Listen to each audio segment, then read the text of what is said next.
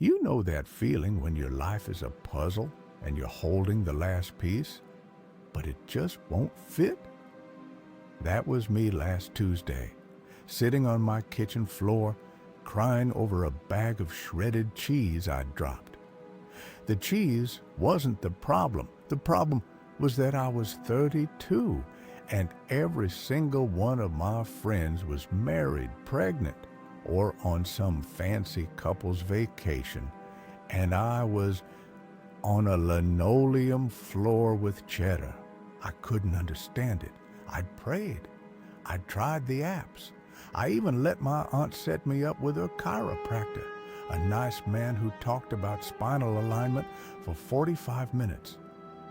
Where was my person? Was I not good enough? Was my faith strong enough? The questions drummed in my head until I couldn't take it anymore. So I did the only thing I could think of. I drove over to Miss Clara's house. Miss Clara is this older woman from my church, probably in her 80s, with eyes that have seen just about everything and a porch that's always open. She didn't seem surprised to see me. She just patted the seat next to her on the swing and handed me a glass of sweet tea. I spilled it all out. The loneliness, the pressure, the feeling that God's clock was ticking and I was running late. I just don't know if I can wait anymore, Miss Clara. What if waiting on God is just a nice way of saying, you missed it? She was quiet, rocking gently, the chains on the swing creaking a soft rhythm. Then she said, "Child, waiting on the Lord isn't about missing anything. It's about being spared from the wrong thing." She took a slow sip of her tea. "Let me tell you about my cousin, Eleanor." Her gaze drifted to the hydrangeas blooming in her yard. Eleanor was a lot like you, smart, pretty, full of life. Around your age, she got that same panic. She met a man named Robert, handsome, charismatic, said all the right things, but there was uneasiness in her spirit. A little voice told her to slow down, to wait. Miss Clara shook her head, but Eleanor was afraid of being alone. She silenced that voice.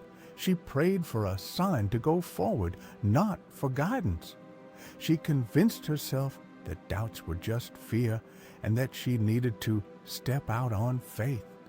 So she married him. I swallowed hard. What happened?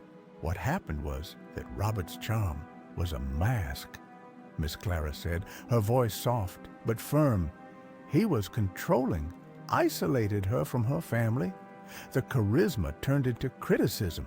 The handsome face she loved became one she feared. 15 years of her life dimmed because she was too afraid to wait for God's timing. The swing creaked louder in the silence. "She finally got out," Miss Clara continued, "and she's happy now, remarried to a good man she met at a library book sale, but she'll tell you herself, those 15 years were a hard, painful detour, all because she didn't wait on God's timing."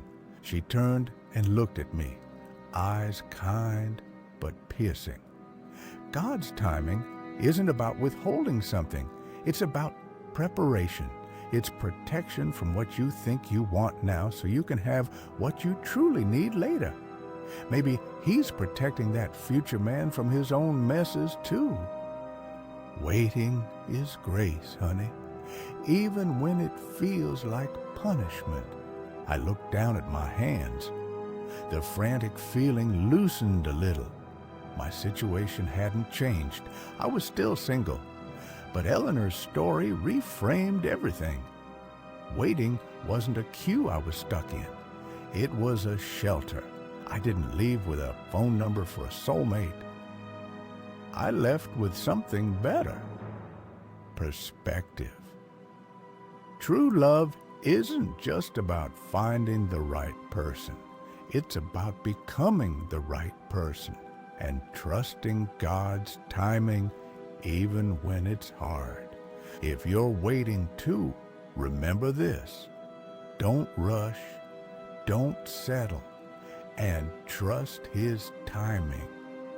And if this story touched you, share it with someone who needs to hear it today, and comment below what waiting on God has taught you about love.